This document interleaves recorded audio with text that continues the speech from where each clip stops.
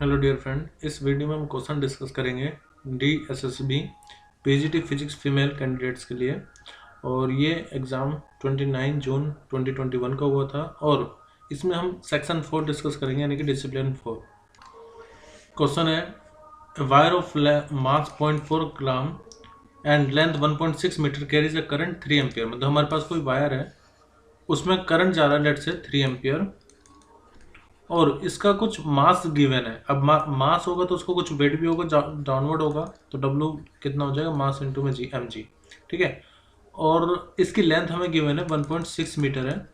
Around the wire a uniform magnetic field is present. अब इसके आसपास में कहीं पर मैग्नेटिक फील्ड प्रेजेंट है, तो आपको बताना है कि मैग्नेटिक फील्ड का मैग्नीट्यूड कितना होगा, B कितना होगा, ये आपको बताना है। ठीक है, अब देखो यहाँ पर हमें इस वायर की मैग्नेटिक फील्ड नहीं निकालनी है, मैग्नेटिक फील्ड ऑलरेडी है, हमें उस मैग्नेटिक फील्ड का मैग्नीट्यूड निकालना है। वो जो मैग्नेटिक फील्ड है वो इस वायर की नहीं होगी, वो मैग्नेटिक फील्ड लेट से उस पर कुछ फोर्स लगा रही होगी। फोर्स किस डायरेक्शन में, देखो जैसे वेट है तो वेट इसका डाउनवर्ड होगा, तो अगर ये वायर एक जगह पर प्लेस है तो इसका मतलब ये हुआ कि इस पर अपोजिट डायरेक्शन में कुछ फोर्स लग रही होगी, और ये फोर्स कौन लगाएगी, जो बाहर मैग्नेटिक फील्ड है। और किसी भी वायर पर जिसमें करंट आई हो, उसकी लेंथ अगर L है और वो किसी एक्सटर्नल मैग्नेटिक फील्ड में प्रेजेंट है, तो उस पर जो फोर्स लगती है वो लगती है IBL।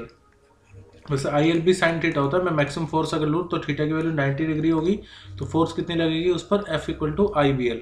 यानी कि ये जो मैग्नेटिक फील्ड है ये इस पर कुछ फोर्स लगा रहा होगा, लेट से ऊपर की डायरेक्शन में, F इक्वल टू IBL, और यही फोर्स इसके वेट के बराबर होगी। वेट मतलब क्या, mg, क्योंकि वायर नीचे नहीं गिर रहा है।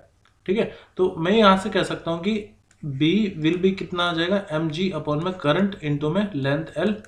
m की वैल्यू 0.4, g की वैल्यू आप 9.8 ले सकते हैं, और करंट की वैल्यू 3 एम्पियर और लेंथ की वैल्यू 1.6। जब आप इसको सोल्व करोगे तो नियर अबाउट 0.82 टेस्ला आपको मिलेगा। ठीक है, तो आंसर सही हो जाएगा 0.82 टेस्ला। लेकिन इस क्वेश्चन में मुझे ऐसा लग रहा है कि कुछ पॉइंट्स मिसिंग है। जैसे इनको कहना चाहिए था फाइंड द मैग्नेटिक फील्ड, जो कि इस वायर को बैलेंस कर देगा। थोड़ा और प्रॉपर क्वेश्चन ही बन सकता था। नेक्स्ट क्वेश्चन डिस्कस करते हैं। नेक्स्ट क्वेश्चन है find the magnitude of magnetic field when an electron moves in circular orbit of radius 26 centimetre with a speed of 3 × 10⁷ metre per second. और आपको मास और चार्ज गिवन है इलेक्ट्रॉन का। तो देखो, मान लीजिए कोई इलेक्ट्रॉन है, जब वो किसी मैग्नेटिक फील्ड में परपेंडिकुलरली एंटर करता है तो वो एक सर्कुलर पाथ में ट्रेवल करता है। ठीक है, सर्कुलर पाथ इस तरह से होगा, तो सर्कुलर पाथ में ट्रेवल करेगा। उस टाइम पर उसका जो रेडियस होगा, रेडियस वो होता है mv अपॉन में qb, where m is mass of electron, v is its velocity, q charge होगा और b मैग्नेटिक फील्ड। तो फिलहाल तो हमें मैग्नेटिक फील्ड निकालना है, क्योंकि हमें मास पता है, वेलोसिटी पता है, रेडियस b गिवन है और चार्ज भी पता है। तो r3, अब मास कितना है, 9 × 31 10 की पावर, इंटू में वेलोसिटी है 3 × 10⁷ मीटर पर सेकेंड, रेडियस है 26 सेंटीमीटर को मीटर में चेंज करेंगे -2 से मल्टीप्लाई करके, और चार्ज है 1.6 × 10⁻⁻19। तो जब आप इसको सोल्व करोगे you will get 6 × 10⁻⁻4 Tesla. Next question है, आपको सपोज करने की 4 मासेज हैं जो कि वर्टिसेस पर रखे हुए हैं किसी स्क्वायर की, जिसकी साइड है A। आपको बताना है पोटेंशियल एनर्जी सिस्टम की कितनी होगी। तो पहले एक स्क्वायर बनाते हैं, उस पर 4 मास रखेंगे चारों कॉर्नर पर। वो जितने भी मास रखे हैं उन सब की जो वैल्यू है वो सेम है। ग्रेविटेशन पोटेंशियल एनर्जी का फॉर्मूला होता है -G m1 m2 अपॉन में सेपरेशन R। माइनस इसलिए आता है यहाँ पर क्योंकि ग्रेविटेशनल पोटेंशियल एनर्जी हमेशा अट्रैक्टिव होती है, और मैंने लास्ट वीडियो में बताया था जब भी पोटेंशियल एनर्जी नेगेटिव है तो इसका मतलब क्या है, अट्रैक्शन होगा वहाँ पर। अब हमें पूरे सिस्टम की पोटेंशियल एनर्जी निकालनी। सिस्टम पोटेंशियल एनर्जी का मतलब क्या हुआ कि जैसे 2 मासेस हैं यहाँ पर, तो दोनों एक दूसरे से इंटरेक्ट कर रहे होंगे, तो जैसे A और B हैं तो इन दोनों की पोटेंशियल एनर्जी होगी। तो देखो यहाँ पर टोटल जो पोटेंशियल एनर्जी आएगी वो आएगी, किस किस के बीच में इंटरेक्शन हो रहा है वो आप देख लो, A और B के बीच में, A और C के बीच में, ऐसे ही A और D के बीच में इंटरेक्शन होगा तो उसकी पोटेंशियल एनर्जी A और D की। फिर A का B से हो गया तो B का A से दोबारा नहीं लिखना। अब B का देखो वो किस किस के साथ इंटरेक्ट करेगा, तो B C के साथ करेगा और B D के साथ, तो B C की पोटेंशियल एनर्जी, B D की पोटेंशियल एनर्जी। अब आ जाओ C पर, C का इन दोनों से इंटरेक्शन पहले हो चुका है, C का A से हो चुका है, C का B से भी हो चुका है। अब करेंगे C का D से इंटरेक्शन, तो ये क्या आ जाएगा, potential energy between C and D। Total factor यहाँ पर 6 होंगे, तो डी का तो ऑलरेडी सबसे हो चुका है। देखो जैसे 4 मासेज हैं तो उनका जो नंबर ऑफ पोटेंशियल एनर्जी कितनी बनेगी, n × n - 1 अपॉन में 2। n मतलब 4 मास है, अपॉन में 2, तो ये कितना आएगा 6। तो 6 सिस्टम मतलब 6 टोटल 6 इंटरेक्शन होंगे पोटेंशियल एनर्जी के, तो इन सबको हमें ऐड करना है। अब देखो अगर मैं ए और बी के बीच की बात करूँ तो पोटेंशियल एनर्जी कितनी होगी माइनस जी, दोनों का प्रोडक्ट एम इंटू में एम अपॉन सेपरेशन कितना ए, यहाँ पर ए आ जाएगा। ऐसे ही अब इन दोनों की ए और सी के बीच में, ए और सी के बीच में एक्चुअली हमें ये सेपरेशन लेना पड़ेगा। और देखो जब भी स्क्वायर होता है अगर साइड ए है तो उसका डायगोनल आता है √2a। ये आप पाइथागोरस थ्योरम लगा करके फाइंड कर सकते हो। ए सी की वैल्यू कितनी आ जाएगी √2a, और ऐसी बी डी की वैल्यू भी कितनी होगी √2a। तो जब हम ए सी के लिए लेंगे तो हम लिखेंगे माइनस जी, दोनों का मास m इंटू में m अपॉन में सेपरेशन कितना √2a। फिर आ जाओ ए और डी के बीच में, ए और डी, तो यहाँ पर g माइनस का रहेगा m1 m2 अपॉन में सेपरेशन कितना a। और अब इसके बाद बी सी के लिए माइनस जी m इंटू एम अपॉन में सेपरेशन है a। बी डी के लिए बी डी, तो यहाँ पर सेपरेशन हम कितना लेंगे जो डायगोनल होगा, डायगोनल मतलब √2 है, तो यहाँ पर आ जाएगा जी m इंटू में m अपॉन में √2 इंटू में a। और फिर सी डी के लिए देखो 1 2 3 4 5 हो गए, अब सी डी बचा है, तो सी और डी यानी कि इन दोनों के बीच में जो पोटेंशियल एनर्जी होगी m1 m2 अपॉन में सेपरेशन कितना होगा ओनली a। अब आप ये देखो ऐसे 4 फैक्टर है जिसमें अपॉन में a आ रहा है, ठीक है। तो मैं उसको क्या कर सकता हूँ लिख करके -4 times G M square upon में a। ऐसे 2 फैक्टर हैं जिसमें √2a आ रहा है, एक तो ये और एक ये दोनों, तो वहाँ पर आप लिख सकते हैं ट्वाइस जी एम का स्क्वायर अपॉन में √2a। अब जो कॉमन दिख रहा है पहले वो कॉमन ले लेते हैं, तो जी एम स्क्वायर हमें कॉमन दिख रहा है अपॉन में a, यहाँ पर बचा है 4, अच्छा माइनस साइन बाहर ले रहे हैं, प्लस के √2 अपॉन √2 है, तो आप इसको क्या लिख सकते हैं √2 ओनली। वैसे भी आपको देखो इन दोनों ऑप्शन तो हटा ही दो, क्योंकि यहाँ पर हम पोटेंशियल एनर्जी निकाल रहे हैं, वो भी ग्रेविटेशन पोटेंशियल एनर्जी जो कि हमेशा नेगेटिव आती है। तो यहाँ पर तो दोनों में ऑप्शन में पॉजिटिव दिया हुआ है, तो ये दोनों तो होंगे नहीं, हमें 3 और 4 में सेलेक्ट करना है। अब देखो 4 में जब आप √2 ऐड करोगे, √2 की वैल्यू होती है 1.414, तो 4 में ऐड करोगे तो कितना हो जाएगा 5.414, यानी कि हम लिख सकते हैं जो एनर्जी आएगी वो आएगी माइनस के 5.414 और जी एम का स्क्वायर अपॉन में a। तो ये आपका आंसर होगा, यानी कि -5.41 जी एम का स्क्वायर अपॉन में a, और यूनिट क्या होती है जूल होती है। तो इस तरह से आप टोटल पोटेंशियल एनर्जी निकाल सकते हैं। ये क्वेश्चन आपको एनसीईआरटी क्लास 11 चैप्टर ग्रेविटेशन में मिल जाएगा एग्जाम्पल में। नेक्स्ट क्वेश्चन है resistivity, the range of resistivity for material. आपको रेंज दिए है 10⁻⁸ से 10⁻⁶ ओम मीटर, मटेरियल बताना कौन सा होता है। पहले मैं आपको सबके लिए रेंज बता देता हूँ। जैसे अगर कोई कंडक्टर है तो कंडक्टर के लिए जो रेंज होती है वो होती है 10⁻⁶ से 10⁻⁸ ओम मीटर। अगर कोई इंसुलेटर है तो इंसुलेटर के लिए रेंज होती है 10⁻12 से 10⁻17 ओम मीटर, काफ़ी ज़्यादा होता है इंसुलेटर की रेसिस्टिविटी। एलॉयज़ की अगर हम बात करें, एलॉयज़ के लिए होती है 10⁻⁶ ओम मीटर के आसपास -6। और अगर सेमीकंडक्टर की बात की जाए, सेमीकंडक्टर के लिए सेमीकंडक्टर की इन दोनों के बीच में लाई करेगी कहीं, और सेमीकंडक्टर के लिए होगी 10⁻⁴ से 10⁸ ओम सेंटीमीटर। तो यहाँ पर हमें ओम मीटर गया हुआ 10⁻⁸ से -6, यानी कि बहुत ही कम रेसिस्टिविटी है। और सबसे कम रेसिस्टिविटी किसकी होती है कंडक्टर की। कंडक्टर क्या होता है एक मेटल होता है, आप यहाँ पर देख भी सकते हैं। यहाँ पर सही आंसर क्या होगा मेटल्स।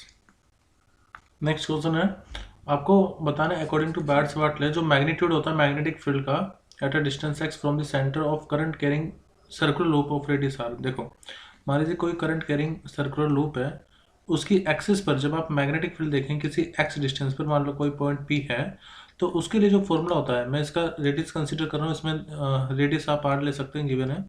तो फॉर्मूला होता है म्यू नॉट करंट इंटू में रेडियस का स्क्वायर अपॉन में ट्वाइस रेडियस का स्क्वायर प्लस डिस्टेंस का स्क्वायर की पावर 3 अपॉन में 2।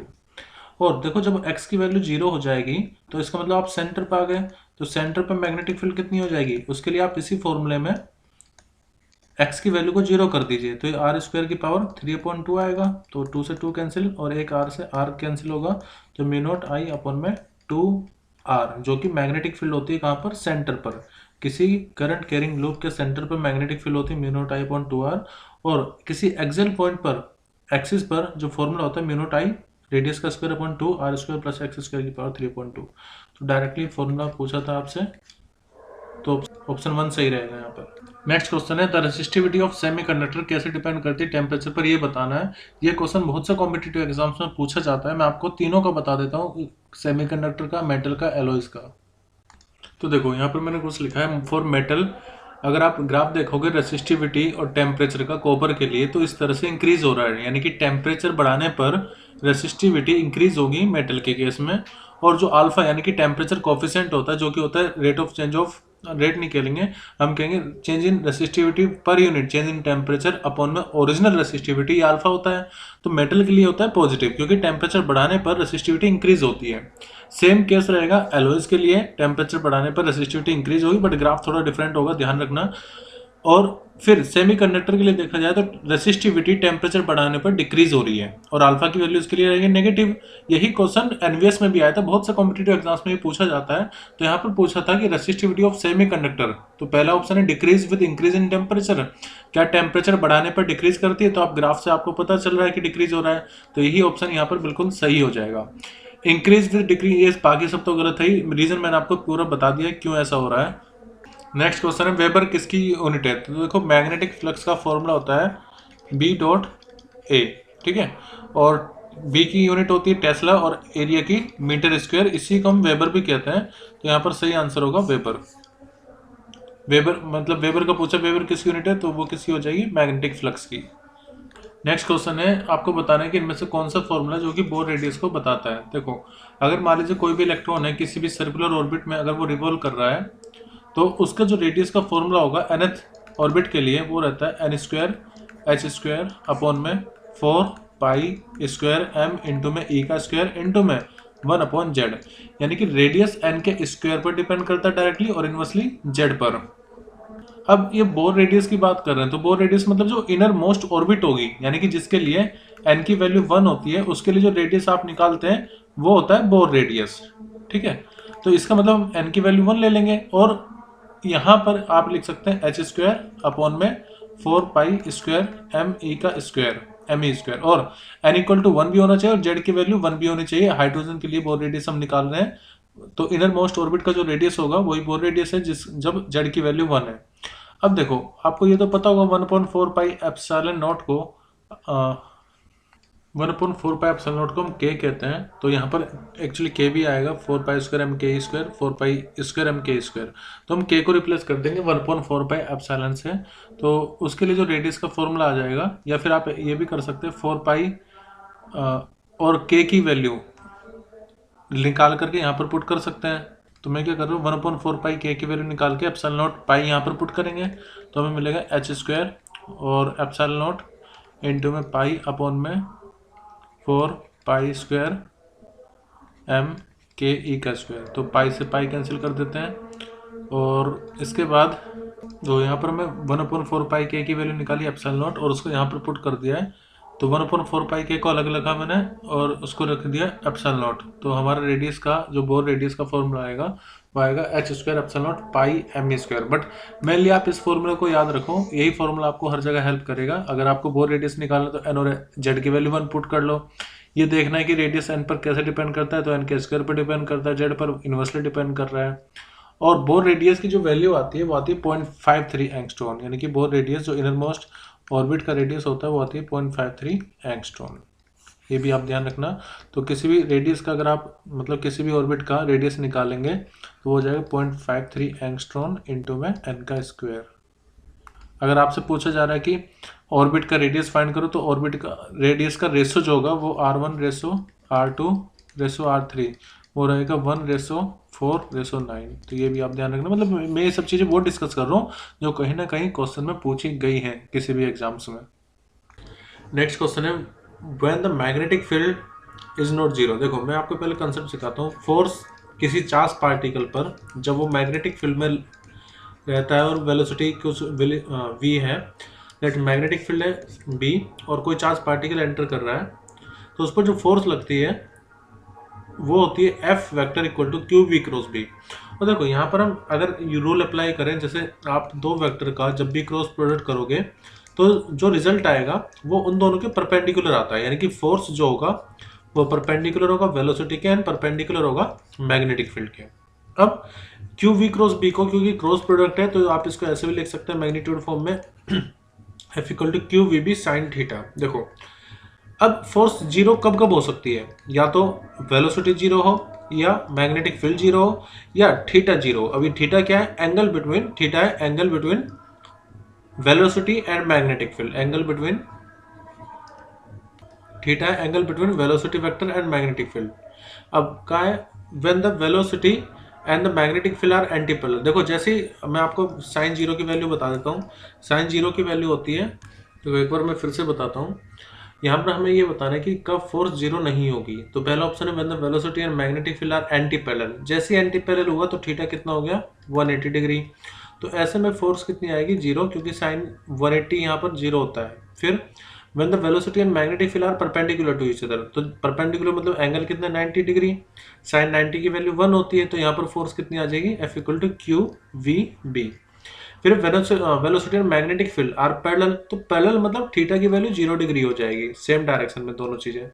तो ऐसे में फोर्स कितनी निकलेगी, जीरो, क्योंकि साइन जीरो जीरो होता है। फोर्थ ऑप्शन है when the velocity and magnetic field directions are opposite. Opposite बोलो या एंटी पैरेलल बोलो, बात वही है। थीटा यहाँ पर कितना है, 180 डिग्री, तो फोर्स कितनी आएगी, जीरो। अब किस ऑप्शन में फोर्स जीरो नहीं आई है, तो वो है ऑप्शन सेकंड, मैक्सिमम फोर्स उस पर लगेगी क्यू वी बी। तो ऑप्शन 2 यहाँ पर सही होगा। नेक्स्ट क्वेश्चन है, in Balmer the line with the longest wavelength, उसकी वेवलेंथ आपको गिवन है 656.3 nanometer, in the dash is called H alpha and the next line with the wavelength in the dash region. और option में आपको colour given है। देखो कैसे पहचानेंगे, आपको पता है विबग्योर में जब आप वॉयलेट कलर से रेड कलर की तरफ जाते हैं तो वेवलेंथ इंक्रीज करती है, ठीक है। और जो वेवलेंथ इंक्रीज करते हैं कहाँ से कहाँ तक करती है, 400 नैनोमीटर से 700 नैनोमीटर की तरफ ये जाती है, मतलब 400 से 700 नैनोमीटर ये रेंज होती है विबग्योर में। अब यहाँ पर हमें कलर चूज करने हैं, तो आप ये देखो ये है लॉन्गेस्ट वेवलेंथ, और लॉन्गेस्ट वेवलेंथ किसकी होगी, मैंने बताया कि वेवलेंथ इंक्रीज करती है, तो जब वो इंक्रीज करती है तो सबसे ज़्यादा वेवलेंथ किसकी होगी, रेड कलर की। तो इसका मतलब यहाँ पर तो रेड आना चाहिए, ठीक है। अब आप ऑप्शन पे जाओ, किस किस में आपको रेड पहले दिख रहा है, तो इसमें वॉयलेट है, ब्लू है, इसको हटा दो। दो ऑप्शन में शुरू में रेड आ रहा है, तो या तो ऑप्शन 3 सही रहेगा या ऑप्शन 4। अब सेकंड के देखते हैं, the next line with the longest wavelength is 486.1 nanometer in. अब ये किस रीजन में लाई करेगा, कितना है, 486 है। देखो वॉयलेट का जो रेंज होता है वो रहेगा 400 नैनोमीटर। फिर जब आप ब्लू से ग्रीन की तरफ जाओगे तो जो रेंज होगी मतलब विबग्योर में वो रहेगी 480 के आसपास। तो यहाँ पर 486 गिवन है, तो यहाँ पर हम चूज करेंगे ब्लू ग्रीन को। वॉलेट की तो 400 होती है, तो वॉलेट की 400 होती है, तो वॉलेट तो होगा नहीं। तो इसके बाद जो कलर ऑप्शन में है वो वॉलेट, वो हमें गिवन है ब्लू ग्रीन, तो हम ब्लू ग्रीन चूज करेंगे। एग्जैक्टली ऑर्डर आप या तो सभी की अलग अलग याद करो, या इतनी चीज एटलीस्ट इतना पता होना चाहिए कि कहाँ से कहाँ तक जा रहा है। 400 से 700 नैनोमीटर वेवलेंथ इंक्रीज करते हैं विबग्योर में जब आप वॉलेट से रेड की तरफ जाते हैं। तो नेक्स्ट है द इंटरनल रेजिस्टेंस, जिसको हम स्मॉल आर से नोट करते हैं, of a dry cell is dash common electrolytic cell. देखो दो तरह के सेल होते हैं, एक तो ड्राई सेल और एक इलेक्ट्रोलाइटिक सेल। देखो ड्राई सेल का एग्जांपल होता है जो कि आप रिमोट में और टॉर्च में इस्तेमाल करते हैं, कैलकुलेटर में इस्तेमाल करते हैं, घड़ियों में इस्तेमाल किया जाता है ड्राई सेल, जो आप देखते हो सेल आता है ना। और जो कॉमन इलेक्ट्रोलाइटिक सेल होगा उसमें आप कुछ एसिड बैटरी के अंदर डालते हो, जैसे सल्फ्यूरिक एसिड हो गया। और जनरली जो आप इन्वर्टर में बैटरी इस्तेमाल करते हैं या कार बैटरी में इस्तेमाल करते हैं वो सब वो होते हैं वेट सेल, ठीक है, या कॉमन इलेक्ट्रोलाइटिक सेल भी बोलते हैं उनको, वेट सेल भी कह सकते हैं। तो इनमें से किसका रेजिस्टेंस ज़्यादा होगा, देखो यहाँ पर क्या है, ये सब चीज़ें ड्राई होंगी, मतलब हम जो भी अंदर मटेरियल हम बढ़ेंगे वो बिल्कुल ड्राई होगा, यहाँ पर वेट होगा मतलब कि गीला।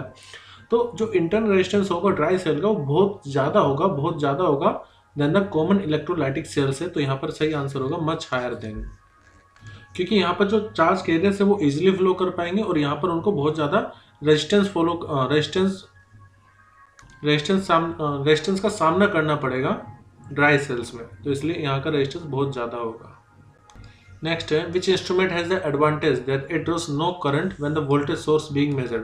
पहली बात तो आप वोल्टेज को कैसे मेजर कर सकते हो। आप वोल्टेज मेजर करने के आपके पास 3 डिवाइसेस हो सकते हैं। या तो आप वोल्टमीटर यूज कर रहे हो, ठीक है, या फिर आप गैल्वेनोमीटर का इस्तेमाल कर रहे हो, पोटेंशियोमीटर का इस्तेमाल कर रहे हो, ठीक है। ये कुछ ऐसी डिवाइसेस हैं पोटेंशियोमीटर जिससे आपकी पोटेंशियल डिफरेंस मेजर कर सकते हो। तो ऐसी कौन सी इंस्ट्रूमेंट है जिसमें करंट आप ड्रॉ नहीं करते जब पोटेंशियल डिफरेंस को मेजर कर रहे होते हैं, तो वो होता है पोटेंशियोमीटर। पोटेंशियोमीटर में हम कहते हैं नल पॉइंट पर हम डिफ्लेक्शन चेक करते हैं, और इसमें जो ईएमएफ होता है ये बैटरी का पोटेंशियल डिफरेंस होगा, डायरेक्टली वायर की लेंथ पर डिपेंड करेगा जहां पर आपको नल पॉइंट मिल रहा हो। नल मतलब जहां पर गैल्वेनोमीटर में डिफ्लेक्शन 0 होगा। तो सही आंसर होगा ऑप्शन 1। नेक्स्ट क्वेश्चन है, if the area of cross section of conductor is half then इसका रेजिस्टेंस कितना हो गया। देखो रेजिस्टेंस का फॉर्मूला था रो लेंथ अपॉन में एरिया, यानी कि रेजिस्टेंस इनवर्सली एरिया पर डिपेंड कर रहा है। तो जब आप कंडक्टर का क्रॉस सेक्शन एरिया हाफ कर रहे हो, यानी कि एरिया कितना हो गया, पहले का कंपैरिजन में हाफ हो गया, तो जो नया रेजिस्टेंस होगा वो कितना हो जाए। तो लेंथ में हम कोई चेंज नहीं कर रहे हैं, जस्ट वायर को हमने काट दिया है, तो 2 यहाँ पर आ जाएगा, यानी कि जो नया रेजिस्टेंस होगा वो हो जाएगा 2 times royal upon area.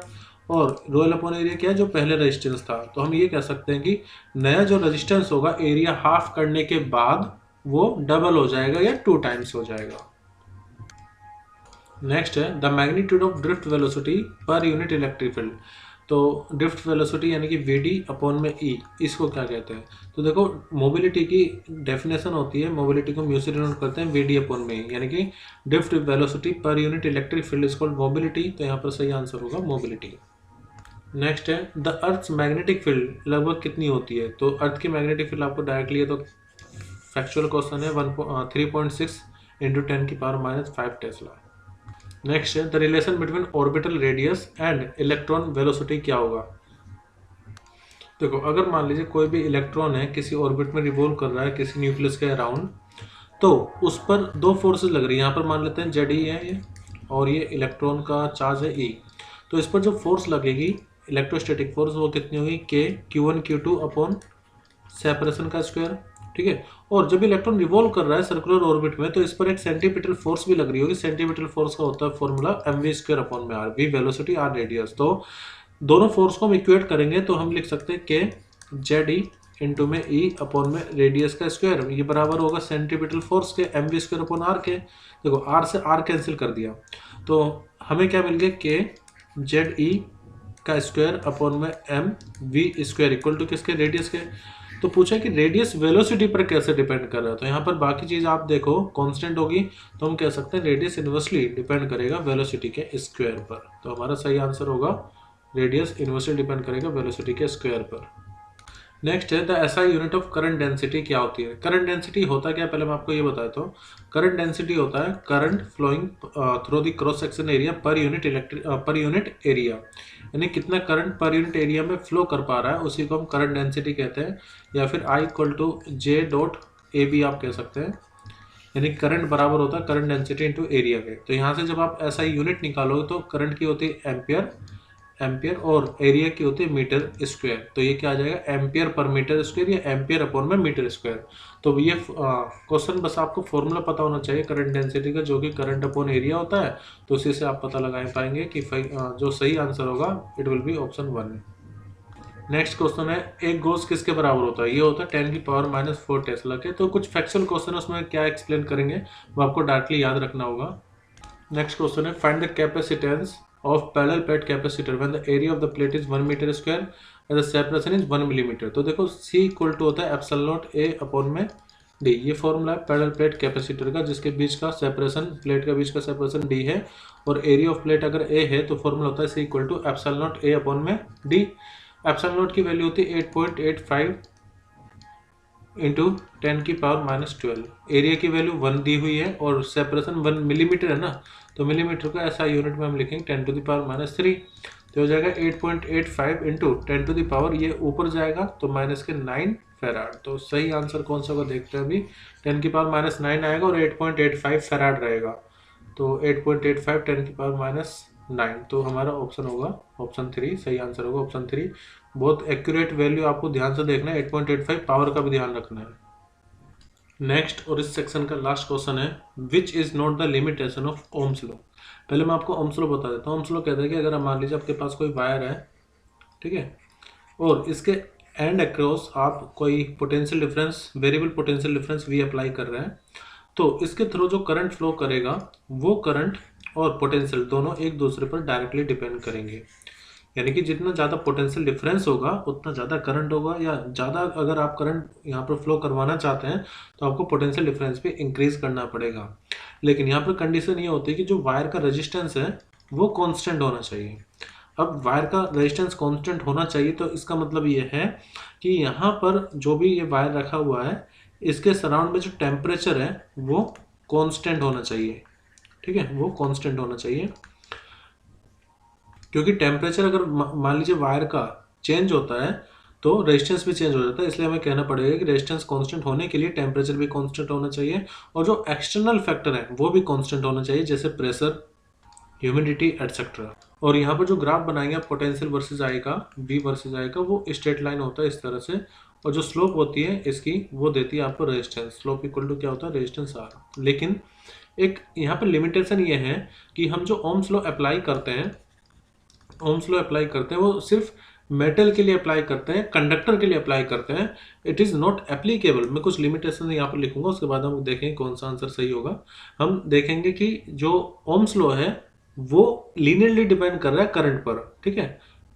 V जो है पोटेंशियल डिफरेंस डायरेक्टली I पर डिपेंड कर रहा है, तो हम कह सकते हैं V depends on I linearly, linearly depend करता है ये, ठीक है। तो देखो सेकंड पॉइंट है Ohm's law is applicable when temperature is constant, मैंने आपको बता दिया था। थर्ड है relation between voltage and current depends on sign of voltage. कहने का मतलब ये है कि जैसे आप ने यहाँ पर बैटरी इस तरह से कनेक्ट की हुई है, अब जो करंट फ्लो करेगा वो हाई टर्मिनल से लो टर्मिनल की तरफ फ्लो करेगा। लेकिन जब आप इसको नेगेटिव पॉइंट को इधर लाओगे और पॉजिटिव को इधर लाओगे तो अब जो करंट की डायरेक्शन होगी वो भी चेंज हो जाएगी। यहाँ पर करंट अब एंटी क्लॉकवाइज फ्लो करेगा, तो हम कह सकते हैं relation between voltage and current depends on the sign of voltage. तो वोल्टेज के साइन पर ये डिपेंड करेगा। अब हमें ये बताना है कि कौन सी लिमिटेशन नहीं है। तो पहला है V depends on I non linearly. तो देखो वी आई पर लिनियरली डिपेंड करता है, तो ये तो इसमें क्या हो गया, ये इसकी लिमिटेशन हो गई। सेकंड है the relation between V and I is non unique. तो ये भी तो एक लिमिटेशन है। क्यों?